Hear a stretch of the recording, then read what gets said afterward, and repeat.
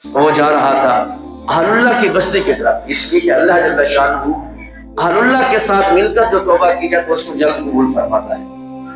ایک شخص تھا، ایک بزرگ تھا، جس نے دیکھا ایک شرابی شراب پینے کے بعد اس کا منہ گندی نالی کے اندر پڑا ہوا تھا۔ اس نے اس شرابی کا منہ دھویا، پانی منگوایا، اچھی طرح صاف کیا، اس کو گھر بھیج دیا۔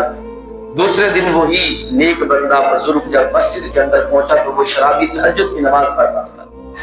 اس نے کہا مالک، یہ وہ کل والا شرابی اور آج تہجد کی نماز میں مجھ سے بھی پہلے آ گیا۔ تو اللہ رب العالمین نے فرمایا میرے بندے، تو نے اس کا منہ دھویا تھا، میں نے اس کا دل بھی دھو دیا ہے۔ تو اللہ والوں کے ساتھ نسبت ہوتی ہے انسان کی تو اللہ بھی کرم فرماتا ہے۔ تو اہل اللہ کی بستی کی طرف وہ چل کر جا رہا تھا کہ موت کا فرشتہ آ گیا۔ موت کے فرشتے نے اس کی روح نکالی، اس کی روح کفن سلسلے سے پرواز کر دی۔ اب اللہ کی رحمت کے فرشتے، جنت والے فرشتے بھی آ گئے اور دوزخ والے فرشتے بھی آ گئے، آپس کے اندر جھگڑا ہوا۔ انہوں نے کہا 100 اشخاص کا قاتل ہے، 100 بندوں کا قاتل، 100 بندوں کے گھروں کو اس نے اجاڑا ہے، یہ جہنم کے قابل ہے۔ رحمت کے فرشتوں نے کہا دیکھو جو کچھ بھی کیا ہے آخر کار جا تو توبہ کرنے جا رہا، توبہ کی طرف جا رہا تھا، استغفار کی نیت سے جا رہا تھا، اہل اللہ کی طرف جا رہا تھا۔ تو اللہ رب العالمین نے جب ان کی تکرار بڑھی تو ایک فرشتے کو فیصلہ کرنے کے لیے بھیجا، کہا جاؤ فرشتوں سے جا کر کہو کہ وہ فاصلہ جو ہے اس کو ماپ لیں۔ اگر اہل اللہ کی بستی کی طرف سفر جو ہے وہ کم ہے تو پھر یہ جنتی ہے، اگر پیچھے کی طرف سفر زیادہ ہے اور اہل اللہ کی بستی کی طرف سفر اہل اللہ کی بستی کی طرف سفر کم ہے اور پیچھے کی طرف سفر زیادہ ہے تو پھر یہ جہنمی ہے۔ اگر اہل اللہ کی بستی کی طرف یہ زیادہ پہنچ چکا ہے تو پھر یہ جنتی ہے۔ جب سفر ماپا گیا، دیکھا گیا تو اہل اللہ کی بستی کی طرف وہ قریب تھا، وہاں پہنچنے والا تھا۔ تو اللہ رب العالمین نے فرمایا چونکہ یہ اہل اللہ کی بستی کی طرف قریب تھا اور توبہ کی نیت سے جا رہا تھا، علماء نے کہا کہ جب وہ مر رہا تھا پھر بھی اپنے آپ کو گھسیٹ کر ادھر کی طرف لے جا رہا تھا، تو چونکہ وہ چند قدم اپنے آپ کو گھسیٹ کر بھی لے جا چکا تھا تو اللہ رب العالمین نے فرمایا اگرچہ اس نے 100 بندوں کو قتل کیا ہے لیکن توبہ کی نیت سے جا رہا ہے تو میں اعلان کرتا ہوں کہ میں نے اس کے سارے گناہوں کو معاف کر دیا۔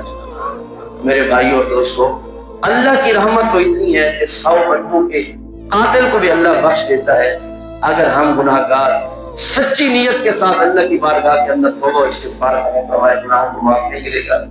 آقا کریم علیہ السلام نے اس شخص کا واقعہ بھی بیان کیا کہ ایک بزرگ تھا، 70 سال سے وہ حج کے لیے جا رہا تھا اور ایک نوجوان اس کے ساتھ جا رہا تھا۔ ایک نوجوان ایک دفعہ اس کے ساتھ یا کعبۃ اللہ کے صحن کے اندر پہنچا تو اس نے وہاں جا کر آواز کری لبیک اللہم لبیک لبیک لا شریک لک لبیک، ہاتھ سے آواز آئی لا لبیک، اے بوڑھے جا تیرا کوئی حج قبول نہیں ہے۔ جب اس نے آواز سنی تو پھر لبیک اللہم لبیک صدائیں بلند کرنے لگا۔ اس نوجوان نے کہا بابا جی آواز نہیں سن رہے؟ کہا بیٹا کون سی آواز؟ کہا لا لبیک کی آواز آ رہی ہے، اللہ کہہ رہا تیرا حج قبول نہیں ہے۔ تو اس بوڑھے نے کہا بیٹا یہ آواز میں 70 سال سے سن رہا ہوں۔ تو اس نوجوان نے کہا بابا جی پھر بھی حج کو آ رہے ہو؟ کہا بیٹا بتاؤ اللہ کے علاوہ کوئی بارگاہ ہے تو میں ادھر جاؤں۔ اللہ کی بارگاہ کے اندر رویا، گڑ گڑایا مالک اب تو مجھے تانے مل رہے ہیں، بتا تیری بارگاہ کے علاوہ کوئی بارگاہ ہے تو میں جاؤں۔ تو ہاتھ سے آواز آئی جا بوڑھے ہم نے تیرے 70 حجوں کو قبول فرمایا۔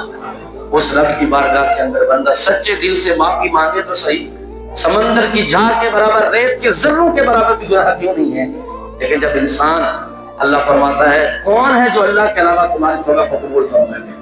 وَمَن يَغْفِرُ الذُّنُوبَ إِلَّا اللَّهُ، اللہ ہی ہے جو تمہاری توبہ کو قبول کرنے والا ہے۔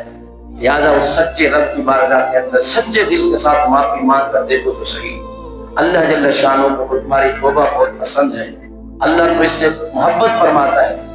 آقا کریم علیہ السلام نے فرمایا کہ جب کوئی نوجوان سچے دل کے ساتھ اللہ کی بارگاہ کے اندر توبہ کرتا ہے تو وہ اللہ کا حبیب بن جاتا ہے، اللہ کا مقرب بندہ بن جاتا ہے، اور اللہ فرشتوں کی مجلس کے اندر اس شخص پر، اس نوجوان پر فخر فرماتا ہے کہ دیکھو جتنا گناہگار تھا آخر میری بارگاہ کے اندر آ گئے ہیں، لیکن اس کے لیے ضروری ہے کہ سچے دل کے ساتھ سچی نیت کے ساتھ توبہ کی جائے۔ آقا کریم علیہ السلام نے فرمایا التائب من الذنب کمن لا ذنب لہ، اور میں توبہ کرنے والا ایسا ہے جیسے اس نے کوئی گناہ کیا ہی نہیں۔